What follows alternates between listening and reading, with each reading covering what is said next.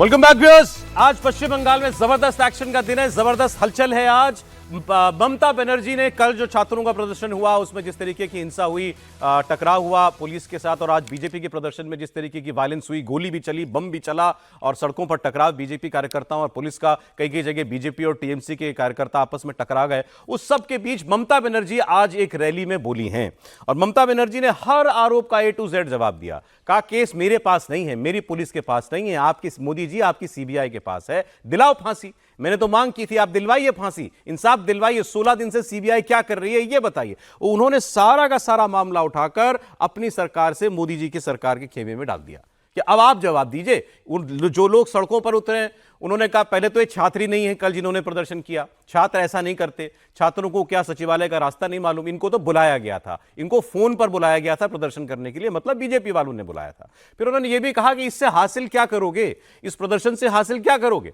प्रदर्शन करना है तो सीबीआई के खिलाफ करो, मेरी सरकार के खिलाफ प्रदर्शन क्यों करो। उन्होंने अपनी सरकार को पूरी क्लीन चिट दे दी। मतलब जिस तरीके से आरजी कर हॉस्पिटल के अंदर वो दरिंदगी हुई, जिस तरीके से सबूत मिटाने की कोशिश हुई, वो कमरा ही तोड़ डाला गया था दूसरे दिन जहां पर हत्या हुई थी। उसके अलावा डॉक्टर बाहर बैठे थे, भीड़ आई 6-7 हजार लोगों की, अस्पताल के अंदर घुस गई और वो कह रहे थे चलो ऊपर चलो, सेमिनार हॉल में चलो, ये सब कैद हुआ है सीसीटीवी में। तो उस सब को वो भूल गई और उन्होंने ये कह दिया बस अब कि जांच सीबीआई कर रही है, सब सीबीआई बताए, मैं परिवार के साथ हूं, पीड़िता के परिवार के साथ हूं, मुझे भी इंसाफ चाहिए। और उन्होंने कहा कल शनिवार को, परसों सारे कॉलेजों के बाहर आप लोग आइए, अपनी पार्टी के लोगों से कहा, छात्रों से कहा और मांग कीजिए कि इस आरोपी को, दोषी को फांसी मिले। और शनिवार को उन्होंने कहा मेरी पार्टी के सारे लोग प्रदर्शन करेंगे, धरना करेंगे। तो अब ये ममता बनर्जी की पॉलिटिक्स है। इसमें एक इंपॉर्टेंट बात उन्होंने बांग्लादेश का रेफरेंस दिया। आज बांग्लादेश के बारे में उन्होंने कहा कि कोई सोचता है कि मैं बांग्लादेश से बहुत प्यार करती हूं तो वो गलत है, बांग्लादेश बांग्लादेश है, भारत भारत है। मतलब शायद वो इशारों में ये कहना चाह रही थी अगर किसी की मंशा ये है कि ये सब करके तुम वो करा लोगे जो बांग्लादेश में हुआ, ऐसे ही स्ट्रीट प्रदर्शनों से, वायलेंस से शेख हसीना की सरकार चली गई, तख्ता पलट हो गया। तो शायद वो वही कहना चाहती थी कि बांग्लादेश बांग्लादेश है, ये भारत है, यहां ये नहीं होगा। आपको क्या लगता है अवधेश जी? नहीं, उन्होंने देखिए बांग्लादेश का रेफरेंस क्यों, बांग्लादेश का रेफरेंस दिया कि एक तो दो नैरेटिव चले हैं ना। जैसे देश में तो ये चला है कि बांग्लादेश की तरह हम भारत को भी कर देंगे, बांग्लादेश की तरह मोदी की भी सरकार चली जाएगी। पश्चिम बंगाल में हो सकता है कुछ लोगों ने बोला हो, नहीं बोला हो, उन्होंने स्वयं बनाने की कोशिश की है कि अगर कोई समझता है कि उस तरह आप सड़कों पर उतरकर हमको यहां से भगा देंगे तो यह बांग्लादेश नहीं है, मैं यही हूं और आपके विरुद्ध लड़ने के लिए तैयार हूं। देखिए जो अभी विजय त्रिवेदी जी कह रहे थे, ऑफेंस, हालांकि ऑफेंस शब्द दूसरा है, attack is the best defence होता है। युद्ध में हमला सबसे बड़ा बचाव माना जाता है। इस समय उन्होंने देखा है कि ये दो लड़ाई हमारे सामने है। न्याय की अपनी जगह तो है ही, लेकिन एक पॉलिटिकल लड़ाई और नैरेटिव की लड़ाई हो गई है जो देश में हमारे विरुद्ध जा रही है। तो उसका मुकाबला उन्होंने 16 तारीख को स्वयं उतर के करने की कोशिश की और अपने पार्टी को एक मैसेज दिया उतर के कि ये जो विरोधी है ये हमारे विरुद्ध है। इसीलिए उन्हें राम और बाम किया कि आप जानते हैं राम का असर वहां क्या होता है और बाम का असर उतना ज्यादा नहीं है। तो उन्होंने उस समय से ही कोशिश की और उसके परिणाम ये हुए हैं कि गांव-गांव में जो आप कह रहे थे स्ट्रीट फाइटिंग, स्ट्रीट तो छोटे, थोड़ा विस्तारित हो गया, गांव में, मोहल्लों में उनके लोग सक्रिय हो रहे इस प्रकार से कि जो भी विरोध पर उतरे उसको पहले से सामना करना है, उस पर मुकदमे करना है। नीचे के स्तर के अभी समाचार आने शेष है कि इसके कारण कितने लोगों को कोप भाजन होना पड़ा है। अब उन्होंने इस लड़ाई को सामने उतरकर और छात्र के अपने उनकी जो छात्र इकाई है उसके स्थापना दिवस पर इसको पूरे बंगाल और पूरे देश की लड़ाई बना दिया और इसमें न्यायपालिका, सीबीआई, सरकार सबको मैं आपको क्योंकि ममता जी का भाषण बंगाली में था, वो उसकी क्लिप्स हम काट के दिखाएंगे आपको, लेकिन मैं मोटी मोटी बातें बताता जाऊंगा, हम उस पर डिस्कस करते जाएंगे। उन्होंने कहा मोदी जी आप यहां के हालात खराब करा रहे हो, समीर जी। फिर कहा चुनाव से लड़ो, लड़ाई लड़नी है तो चुनाव की लड़ाई लड़ो ना, ये कैसी लड़ाई लड़ रहे हो, चुनाव में तो हार जाते हो। ठीक है, सीधी चुनौती है। अभी लोकसभा चुनाव में ममता बनर्जी ने बेहतर प्रदर्शन किया, भारतीय जनता पार्टी का प्रदर्शन वैसा नहीं रहा जिसको भारतीय जनता पार्टी को उम्मीद थी और यही का जिक्र ममता बनर्जी कर रही है। लेकिन ममता बनर्जी इस बात को भूल रही है कि चुनाव एक बार नहीं होते, हर 5 साल बाद जनता के बीच आपको जाना पड़ता है और आपको अगला विधानसभा चुनाव जनता के बीच लड़ना पड़ेगा। देखिए ममता बनर्जी कह रही थी कि मैं पीड़ित के साथ हूं। क्या ऐसे पीड़ित के साथ है ममता बनर्जी कि उसके माँ बाप को 3 घंटे तक डेड बॉडी देखने को नहीं दी? क्या ममता बनर्जी ऐसे पीड़ित के साथ है कि उस डॉक्टर फोन करके बता दे कि आपकी बेटी ने सुसाइड कर लिया है? क्या ममता बनर्जी ऐसे पीड़ित के साथ है कि जिस डॉक्टर को हटाया जाता है वहां से उसे दूसरे अस्पताल के अंदर बना दिया जाता है? ममता बनर्जी इस पूरे मामले के अंदर अब घिर चुकी है और ममता बनर्जी को पता है कि यह जो मामला है यह उनकी सत्ता के चूल्हे हिलाने वाला है। और यह बात से मुझे एक बात याद आ गई, एक सवाल याद आ गया, मेरे दिमाग में हमेशा रहता है, यहां मैं चर्चा नहीं कर पाया उस बात की। ये सब जानते हैं कि परिवार ने ये कहा कि 3 घंटे तक हमें अपनी बेटी की डेड बॉडी नहीं देखने की। फिर उन्होंने ये कहा हमारी बात ममता बनर्जी से फोन पर कराई गई। कहा सर, राइट, ममता बनर्जी से फोन पर बात कराई गई, उसके बाद हमें अपनी बेटी की लाश देखने को मिली। मेरा सवाल में मन में यह सवाल है कि ये कैसे इतनी आम बात है कि कोई अस्पताल डायरेक्ट चीफ मिनिस्टर से बात करा सकता है? कैसे? आप भी सोचिए ना, कैसे उस अस्पताल के किस आदमी ने सीधे चीफ मिनिस्टर से परिवार की बात करा दी? कहां होता है ऐसा? अब ये बहुत मतलब अब ये बहुत किसी तरीके से वहां जो लोग हैं वो सीधे चीफ मिनिस्टर से कनेक्टेड है। आपके सवाल से अभी अग्निमित्रा पॉल जो हैं उनका मैं उनकी पोस्ट देख रहा हूं, उन्होंने अभया नाम दिया, अभया का क्रिमेशन सर्टिफिकेट दिया और इसमें कहा है कि इस पे सिर्फ और सिर्फ तृणमूल कांग्रेस के नेता संजीव मुखर्जी के हस्ताक्षर हैं। वो कह रहे हैं कितनी जल्दी में थे कि उनके परिवार वालों का किसी का कोई हस्ताक्षर तक नहीं, वो क्रिमेशन सर्टिफिकेट उन्होंने साझा किया हुआ है। अब अगर ये गलत है तो या तो ममता बनर्जी सरकार अग्निमित्रा पॉल के ऊपर केस करे, क्योंकि ये तो कह रहे हैं ना, ये बाकायदा उन्होंने पोस्ट किया हुआ है इसको, ये आज सुबह 6:40 पर, और वो ये भी कह रही हैं कि जिस तरह से पूरा किया गया है इसका मतलब कि इस पूरे जो हत्या है इसको कोई न कोई ढकने की कोशिश कर रहा है। तो जो प्रदर्शन है वो इसलिए जो हो रहा था वो तो हो ही रहा है, लेकिन इसलिए हो रहा है कि राज्य सरकार और तृणमूल कांग्रेस ममता बनर्जी की अगुवाई में इसको ढकने की कोशिश कर रही है। ये बहुत बारीक बात है जरा, जो ममता बनर्जी ने कहा ना कि इस प्रदर्शन से क्या हासिल होगा, और प्रदर्शन करना है तो सीबीआई के खिलाफ करो। प्रदर्शन पर जो उतरे हुए लोग जो हैं, डॉक्टर्स हैं, वो इस बात के लिए प्रदर्शन पर उतरे हैं कि आप कुछ छुपा रहे हैं, आप कुछ लोगों को बचा रहे हैं। पश्चिम बंगाल की सरकार और ममता बनर्जी, आरोप उन पर ही है, इसलिए यह प्रदर्शन हो रहा था। लेकिन उन्होंने इस मामले को पूरा नया ट्विस्ट दे दिया। लेकिन मुझे एक बात भी लगती है सौरभ जी कि 10 दिन हो गए ज्यादा सीबीआई के 16 दिन हो गए, आज तक सीबीआई किसी को गिरफ्तार नहीं कर पाए। मुझे लगता है डॉक्टर को पहले गिरफ्तार करना था। नार्को टेस्ट आप करवा रहे हो, आप तमाम तरह की उनकी पूछताछ कर रहे हो। मुझे लग रहा है कि इतना गंभीर मामला था और इस मामले के पूरे देश की नजर थी। सीबीआई के लिए एक बहुत बड़ा प्रेस्टीज का केस रहा है। उसमें जिस तरीके से सर टीएमसी वाले ये कह रहे हैं कि बीजेपी सीबीआई जानबूझ के इन्वेस्टिगेशन को खींच रही है, मिला कुछ नहीं, जबरदस्ती खींच रही है ताकि माहौल बना रहे। नहीं, जब आप ममता बनर्जी, मुझे लगता है मुख्यमंत्री अगर ये आरोप लगा रहा है साधारण रूप से, तो आज सीबीआई के प्रवक्ता को उसका जवाब देना चाहिए साधारण रूप से। आकर जिस दिन कह देगी हमारी तफ्तीश में ये मिला, केस खत्म।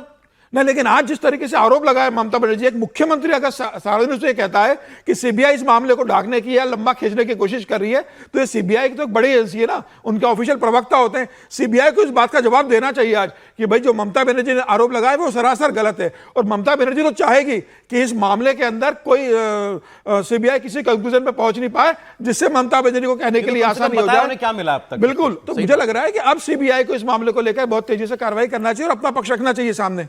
नहीं, सीबीआई की मॉनिटरिंग सुप्रीम कोर्ट कर रही है। देखिए, सब लोग सुप्रीम कोर्ट ने कहा कि अब मेरे हाथ में ये केस है, अब मैं इसका मॉनिटर कर रहा हूं। तभी तो उन्होंने डॉक्टरों को कहा था कि आप लोग वापस जाइए, अब सीबीआई मेरे को रिपोर्ट करेगी। तो सीबीआई ने पिछले दिनों जो उनको देना था वो दिया है सीबीआई ने।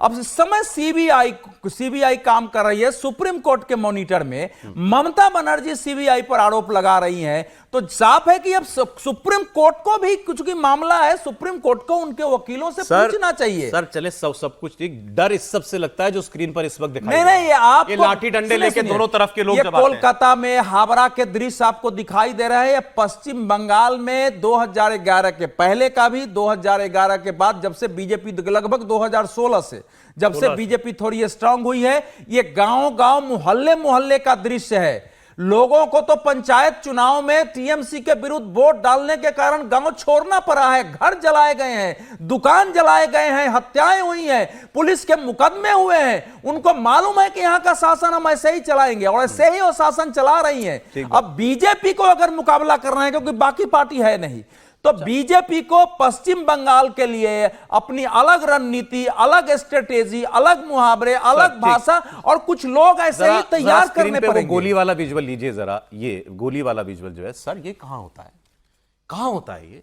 कैमरे पर मतलब आदमी गोली चला रहा है, वो तो उस नेता का दिव्यांगु पांडे हैं, प्रियांगू भाई किस्मत अच्छी थी, बच गए। सीधी गोली थी और कितने 20 फीट से, बिल्कुल 20-25 फीट से गोली चलाई। एक और आरोप उसमें लगाया है, आपने गोली लगाया है, जिसमें प्रियांगू कह रहे हैं कि उनके पीछे जो है पुलिस ऑफिसर की गाड़ी चल रही थी, एसीपी या एसीपी या कुछ, इसलिए मैंने कहा कि वो पुलिस ऑफिसर की गाड़ी उसके पीछे चल रही थी। तो दरअसल बात यही हो रही है और कि बम का शेल मिला नीचे। जी नहीं, मुश्किल क्या है, अभी कंफ्यूजन क्या हो गया है कि हम सब जो लोग कर रहे हैं, ममता जी कर रहे हैं, उससे ये कंफ्यूजन हो गया कि भाई अब जांच तो सीबीआई को मिल गई, अब क्यों ये सारा तमाशा कर रहे हो, आप प्रदर्शन कर रहे हो। बात क्या है कि आपको उसको क्लियर करना कि ये प्रदर्शन केवल उस लड़की के मामले में जो जांच हो रही है उसको नहीं, ये प्रदर्शन हो रहा है जो आप छिपा रहे हैं उसके खिलाफ। सरकार किस तरह से अपराधियों या आरोपियों के खिलाफ ये जो घटना हुई है उसको कैसे ढकने की, छुपाने की, बचाने की कोशिश कर रही है। और बहुत सारी बात जो आ रही है जिस पर अभी हम लोग चर्चा नहीं कर रहे, वो इसलिए भी क्योंकि उससे शायद डिफ्यूज हो मामला या थोड़ा डिस्ट्रैक्ट हो, कि बहुत सारा गड़बड़ी वहाँ मेडिकल कॉलेज में पूरे सिस्टम में है। जो जानकारी बात आई, आजकल चर्चा नहीं हो रही फिर से कि वो डेड बॉडीज को बेचने का काम, डेड बॉडीज के लिए अलग दवा का टेंडर, बहुत सारी चीजें हो रही है। तो वो सब भी इसमें आ रही है। उनको लग रहा है कि इस जांच के साथ जो परतें खुलती है, कई बार होता है ना, आप दिवाली पर सफाई करते हैं तो लगता है इसको कूड़े को उठा कि मैं सब जांच कर रही हूं, मैं सिस्टम बदल रही हूं, कुछ जांच उस वो तो अच्छी बात है, वो कर रहे हैं, लेकिन मैं बार बार जिस चीज पर ले जाना चाह रहा हूं सर, इसे हम, अच्छा बंगाल में गोली चल के चल जाती है, बम चल गया कोई बात नहीं, बंगाल में चला दो कोई बात जो अपराधी है वही जांच नॉर्मलाइज क्यों कर रहे हैं, नॉर्मलाइज क्यों कर रहे हैं? जो वहां गोली जो अपराधी है वही जांच करेगा। नहीं, मैं फिर इसी पर आ रहा हूं। डर मुझे इस बात का है कि सड़क ना जले, सड़क नहीं, लेकिन आज की कॉल को आप देखेंगे तो वो वहां पर जा रही है। यदि ममता जी की कॉल को देखें कि उन्होंने कहा कि बुधवार शुक्रवार को आप प्रदर्शन करें, वहां पर फांसी की मांग करें छात्रों से कहा, और शनिवार को ब्लॉक लेवल पर, ब्लॉक लेवल का मतलब हो गया पूरे बंगाल में वो प्रदर्शन हो और वो सारा धरना प्रदर्शन करें, तो वो कहीं ना कहीं तो फिर वायलेंस तक पहुंचता ही है ना। जब पूरे ब्लॉक लेवल पर टीएमसी खुद जो सरकार में बैठी है वो पार्टी प्रदर्शन कर रही है, और वो किस चीज के लिए प्रदर्शन कर रही है ये भी मुझे नहीं समझ में आ रहा कि सीबीआई जांच कर रही है। अवधेश जी ने कहा कि सुप्रीम कोर्ट की निगरानी में हो रही है। अब मैं इस बात से सहमत हूं, सीबीआई थोड़ी जवाब देती है, इन्वेस्टिगेटिंग एजेंसी को जरूरत नहीं है कि वो हर बात का आरोप लगाए, जवाब दे। खामखा इस एजिटेशन को नहीं खींच रही। अरे भाई बीजेपी कितने प्रदर्शन कर लेती, आज कर लिया, आज बंद की कॉल दी थी, रोज क्या लोग पागल हैं अपनी दुकान वो उसका जवाब देने के लिए ना कि आप हमें। मैं कह रहा हूं सर, बीजेपी के कहने पे लोग कितने दिन अपने घर बैठेंगे जी। अब बीजेपी रोज सड़क पर उतरेगी तो लोग ही कहेंगे ना ये पागल हो गए हो क्या भाई। और ममता बनर्जी उसको खींच रही है अपने की प्रदर्शन का जवाब मैं भी प्रदर्शन से दूंगी। तो वो अपनी पॉलिटिकल ताकत बताना चाहती है ना। कुछ कह रहे थे? नहीं, मैं सिर्फ ये कह रहा हूं कि एक चीज और जो मुझे लगता है कि ठीक से रेखांकित होनी चाहिए, जो वो गोली चली है जिसके ऊपर चली है वो नहीं, जहां से गोली चली है जो लड़के गोली चलाते दिख रहे हैं वो ज्यादा खतरनाक है। दिखाई सर? जिसको लेकर ये जो विजुअल छोटे छोटे लड़के हैं, छोटे लड़के वो दिख रहे हैं, उनको अगर आप देखेंगे तो जो बांग्लादेश में घुसपैठ की समस्या, जो बांग्लादेश में जिस तरह से कहा जाता है कि ऐसी बस्तियां हैं, ऐसे किनारे हैं, अच्छा, और हम लोग कई बार कहते हैं कि थ्रेट है, रेलवे स्टेशन के पास ऐसी बस्ती न बने, एयरपोर्ट के पास न बने, बस अड्डे के पास न बने। चूंकि हम सब लोग तो कोलकाता अक्सर जाते रहते हैं, कोलकाता जैसे शहर में आपको फुटपाथ मिलेगा नहीं, पूरे फुटपाथ पर ऐसी झुग्गी झोपड़ी बस्तियां हैं।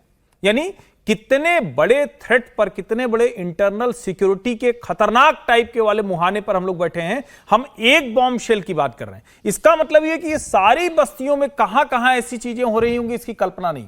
फिर सवाल यह है कि क्या जिस हम सिंडिकेट कल्चर की बात करते हैं, क्लब कल्चर की, उसकी इस बहाने बात होना जरूरी है। अगर ममता कह रही हैं कि अब तुम लोग निकलो, चलो छात्र जो हमारा संगठन है वो गेट पर करेगा, ब्लॉक में करो, ये करो, इसका मतलब क्या हुआ कि वो अपने सिंडिकेट को एक तरह से तैयार कर रही हैं। वो सिंडिकेट जो चुनाव के पहले क्रॉस का निशान लगा देता है, चावल बांध के रख जाता है, जो कह जाता है कि अब मर जाएंगे। चावल बांध के रखता मतलब यही कि जो पहले वाला था आइडेंटिफाई करना, जिसको कहते हैं ना कि मारना, जो वहां मतलब बहुत खतरनाक तरीके से, तो सुनते ही रोंगटे खड़े हो जाते हैं कि भात और खून मिला के खिला दिया, मतलब बहुत खतरनाक है वो क्लब कल्चर क्या जिसको सिंडिकेट को तैयार कर रही है, क्या उसकी ये बात है? क्योंकि ये सामान्य नहीं है। कोई मुख्यमंत्री इस तरह से जिसके पास प्रशासन है, पुलिस है, लेकिन इसका एक दूसरा मतलब भी हुआ। इसका मतलब ये हुआ कि लोग जो रिएक्ट कर रहे हैं, जो प्रतिक्रिया आ रही, वो इतनी ज्यादा हो गई कि अब पुलिस के जरिए नहीं दबा सकते, जो इनके गुंडे हैं उस तरह से नहीं कर सकते, और इस तरह के लोग जो गोली चलाने वाले हैं उन लोगों को अब इसको आसरा कहेंगे, संरक्षण कहेंगे, कोई खड़ा है ऊपर हाथ रखे हुए, कुछ तो कहेंगे ना, क्योंकि ये घटना उनको आज क्या कहना चाहिए, इसका उन्होंने जिक्र भी नहीं किया। आज आना चाहिए था कि भाजपा के एक नेता के ऊपर गोली चली है, हमारी सरकार पकड़ेगी और बताएगी कि असली अपराधी कौन है। बहुत ज्यादा आपको राजनीति करनी तो कह देती कि हम पकड़ के दिखाएंगे कि कहीं ये भाजपा वाले ही ना हो, ये कह सकती थी ना, अक्सर वो ये कह देती। इसका मतलब यही है कि वो अपने लोगों को बचाने के लिए कहीं तक जाएंगे। उसका एक दूसरा देखने को मिला, ममता के ठीक पहले अभिषेक बनर्जी बोले हैं। अभिषेक बनर्जी ने कहा संदेश खाली में भारतीय जनता पार्टी ने राजनीति की, संदेश खाली में गलत तरीके से चीजों को पेश किया गया। यानी जिन महिलाओं के साथ अत्याचार हुआ, शेख शाहजहां जिसका केस न्यायालय के जरिए सीबीआई में चल रहा है, उसको भी वो कमजोर करने की कोशिश कर रहे हैं। तो एक तरह से सारी एजेंसियों पर सवाल, कलकत्ता उच्च न्यायालय पर सवाल कि भाई महाराष्ट्र उच्च न्यायालय ने तो रोक दिया था बंद, तुमने क्यों नहीं रोका। तो अगर आप ध्यान से देखें, local level cadre, syndicate, club culture, agency, police और ऊपर सर्वोच्च न्यायालय तक, वो सब के ऊपर सवाल खड़ा कर रही हैं और ये कहते हुए करें कि हर कोई उनका दुश्मन बना हुआ है, वो बंगाल को बचाने में लगे। ये बेहद खतरनाक है। मुझे लगता है कि उन जो 3-4 बच्चे जो गोली चलाते दिख रहे हैं, सबसे ज्यादा चर्चा उन्हीं के ऊपर। प्रियांगु पांडे जिन पर गोली चली, जिनको आप देख रहे हैं उस वीडियो में, इन्होंने कहा कि ये सब रोहिंग्या मुसलमान हैं। मैं सब रोहिंग्या हैं, म्यांमार वाले। आप ध्यान से देखिए ना, वो ऐसे लोग हैं जिनका कोई घर द्वार नहीं दिख रहा है। मैं इसीलिए मैं शब्द ये नहीं कह रहा हूं कौन है, क्योंकि हम लोग चिन्हित तो कर नहीं पा रहे हैं, लेकिन ये दिख रहा है कि ऐसे लोग हैं जिनका, और सोचिए ना आप, जिसको कहते हैं ना कि जो माइग्रेंट होता है, तो माइग्रेंट कहते हैं बड़ा काम करने के लिहाज से सब, और अगर कोई किसी को खाने को ना हो और किसी कोई कहे अच्छा ठीक है तुम ये सब छिटपुट करोगे तो तुम्हारा सब व्यवस्था होती रहेगी। पूरे बंगाल में ये चल रहा है, ये बार बार आरोप लगता रहा। जो पूरा, जिसको हम कहते हैं ना कि जो क्या कहेंगे उसको, गोली बम बारूद, जो जितने तरह के अपराध, बांग्लादेश की तस्करी, उन सब में इसको कहा जाता है। अब फिर मैं ला रहा हूं आप चर्चा को, जहां कल जो प्रदर्शन हुआ उसके बाद से बहुत ज्यादा ये बातें होने लगी हैं। राष्ट्रपति शासन लगाओ, बंगाल में अराजकता हो गई है, Mamata Banerjee law and order maintain नहीं कर सकती, इनफैक्ट वो ही हैं जो कि कानून व्यवस्था को खराब कर रही हैं। तो अब राष्ट्रपति शासन के अलावा और कोई विकल्प नहीं है। बहुत चर्चा इस बात की हो रही है। इसका इशारा ममता जी ने भी अपने भाषण में दिया कि चुनाव में लड़ो, नहीं, लेकिन क्या बीजेपी इस हद तक जा सकती है? मोदी सरकार इस हद तक सोच भी सकती है राष्ट्रपति शासन तक? बिल्कुल जाना चाहिए, और सीधे शासन प्रशासन की बात नहीं है। राष्ट्रीय प्रशासन इससे भी लगना जरूरी है कि जिस तरीके से रोहिंग्या मुसलमान का वहां पर अपराध कर रहे हैं, आतंक मचा रहे हैं, ममता बनर्जी के कार्यकर्ता बन रहे हैं, मुझे लग रहा है उनको आइडेंटिफाइड करने के लिए भी जरूरी है। जब कम से कम 2-3 साल के राष्ट्रपति शासन लगेगा, केंद्रीय एजेंसियां वहां जांच करेगी, घर घर पता किया जाएगा, इस तरह के लोगों को आइडेंटिफाइड करके अरेस्ट किया जाएगा, तब मुझे लगा ममता बनर्जी तो उन्हें आश्रय दिया है, ममता बनर्जी के कार्यकर्ता बन गए। ये वही लोग हैं जिन्होंने आज गोली चलाई है। चुनाव में यह वोटिंग के दिन गोली चलाते हैं जो भारतीय जनता पार्टी के लिए कार्यकर्ता काम करने के लिए जाते हैं। भारतीय जनता पार्टी के कार्यकर्ता को घर से निकलने से रोकने वाले ये वही लोग हैं जिन्होंने आज गोली चलाई है।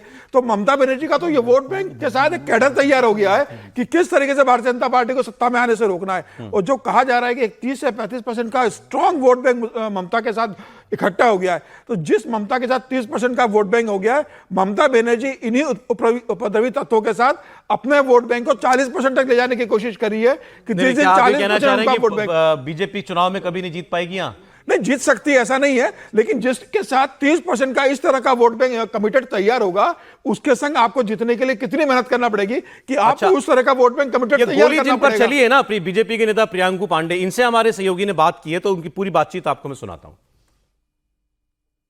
बीजेपी ने बंद का आह्वान किया, लेकिन भाटपाड़ा में गोली चल गई और प्रियांगु पांडे जो बीजेपी के लीडर हैं, इनके ऊपर फायर तक के हुआ। प्रियांगु पांडे इस वक्त हमारे साथ मौजूद है। प्रियांगु जी, किस वक्त आपके ऊपर फायरिंग हुई है और ये कौन लोग थे फायरिंग करने वाले? सुबह 8:15 में मैं अपने निवास स्थल भाटपाड़ा से बैरकपुर के पूर्व सांसद अर्जुन सिंह जी के ऑफिस की ओर आ रहा था। यहाँ से ही 8:30 बजे बंद के समर्थन में एक हमारी रैली निकलनी थी। हम अपनी 4 गाड़ियों को लेकर आ रहे थे। घर से निकले 3 मिनट मात्र हुआ होगा, Anglo India jute mill cross करके एंग्लो इंडिया स्टाफ क्वार्टर के पास पहुंचा हूं। ठीक उसी समय लोकल म्युनिसिपैलिटी भाटपाड़ा नगर पालिका की एक जेटिंग मशीन आकर के रास्ते को घेर देती है। गाड़ी आगे नहीं बढ़ पाती, गाड़ी हमारी रुक जाती है। ठीक उसी समय लाइन बाउंड्री से 50 से 60 लोग निकलते हैं और लगातार बम चलाना शुरू करते हैं। पूरा धुआं हो जाता है, कुछ भी दिखता नहीं है। एक गाड़ी पे मेरा फ्रंट में जो बम गिरा था वो बम फटा नहीं है, बाद में पुलिस को मिला भी है, मैं देख रहा हूँ, रिकवरी की है 2 बम को। उसके बाद जैसे रिवर्स करके हम लोग जो है प्लान करते हैं निकलने का, तब तक जो है गोलियां चलना शुरू होता है। एकदम फ्रंट पे मेरे आ करके 3 गोलियां मेरे जो है एकदम फ्रंट कांच के पास आके चलाया है। एक गोली जो है डायरेक्टली मेरे ड्राइवर को एकदम सर में यहाँ पे टच करते हुए निकला। दूसरी गोली हमारे पीछे बैठे हुए थे हमारे सहकर्मी, हमारे मित्र हैं, भाई हैं, रवि सिंह जी को। और तीसरी गोली जो है गाड़ी के सामने ही कांच में एकदम पड़ी हुई है, अभी भी सब लोग गाड़ी में देख पा रहे हैं। तो ये 3 गोलियां सामने से चलती है, बाकी अनगिनत गोलियां चलना शुरू होती है, चारों गाड़ी की स्थिति जर्जर हो जाती है। 500 मीटर रिवर्स में हम लोग गाड़ी करके भागे हैं और वहीं पे पास में एसीपी खड़ा था लेकिन सामने नहीं आया। ये टोटली जो घटनाक्रम है ये 3 मिनट के अंदर जो है नहीं हुई है, ये पहले से प्री प्लान था। उन लोगों को पता था सुबह 8:30 बजे हमारा रैली होना है समर्थन में, वो जान रहे थे मैं जरूर अपने घर से निकलूंगा और इसी को जो है ध्यान में रखते हुए जैसे मैं निकला हूं कोई ना कोई लोग जो है टिप दिए, चाहे वो पुलिस का आदमी हो चाहे कोई हो, और ये क्रिमिनल जो है सामने आया। जो भी क्रिमिनल थे वो सब जो यहाँ के जगत दल के एमएलए हैं सोमनाथ श्याम और बैरकपुर का जो यहाँ का एमपी है पार्थोमिक, इन्हीं के साथ जो है मिचिल मीटिंग में घूमने वाले लोग हैं, इन्हीं के साथ रहने वाले लोग हैं। इन लोगों ने टोटल अटैक किया है और इस पूरे घटना में यहाँ के सांसद और जगत दल एमएलए के साथ साथ पुलिस भी जुड़ी थे। ये टोटल चक्रांत था मेरे मर्डर करने का। आपने बताया इसमें रोहिंग्या मुस्लिम्स शामिल थे जो जिन्होंने फायर किया। टोटली रोहिंग्या है। आरिफ नाम है, नसीम नाम है, ठीक है, बक्का बोल के एक लड़का है, ठीक है, अंडा है, ये सब लड़के थे चिन्हित होकर के हमारे पास आए हुए हैं। हाँ हाँ हाँ हाँ हाँ टोटली ये लोग जो थे और यही लड़के लोग जो है फ्रंट पे थे, लेकिन और भी लोग 50 से 60 लोग थे और सभी के हाथ में जो है बम और मशीन था। आप जो भी फोटो वीडियो देखे होंगे देखो सब में मशीन है। वो तो सौभाग्य है कि हमारे पीछे ही जस्ट बैठा हुआ मेरा भाई है, वो तुरंत वीडियो पोजीशन में जो है मोबाइल को चालू कर दिया था, बोल के कुछ वीडियो मिल भी पाया, नहीं तो ऐसी परिस्थिति में कहां से हम लोग वीडियो और फोटो लाते हैं। आपकी हत्या करने की साजिश थी, हत्या करने पूर्ण रूप से मर्डर करने का प्लान था। बंगाल की सुरक्षा मेरे पास तो विड्रॉ हो गई, पहले सुरक्षा कम किया गया, बाद में टोटली विड्रॉ कर लिया गया और आज ये घटना घटी। जिस तरीके से ये डिस्क्राइब कर रहे हैं जैसे इनकी जान बची है तो बाकी बड़ा खौफनाक है। बोल रहे हैं 500 मीटर मुझे रिवर्स में गाड़ी चला करके बचना पड़ा है, इतनी गोलियां मेरी गाड़ी के ऊपर चली। भाटपाड़ा की वारदात है जी। नहीं देखिए, बचना तो एक संजोग है, बिल्कुल जो कुछ हुआ है ये बचना एक संजोग है, लेकिन मैं कहूंगा कि ये जो घटना है ना, ये पूरे पश्चिम बंगाल में एक ऐसी घटना है जिसकी वीडियो हमारे पास उपलब्ध हो गई है।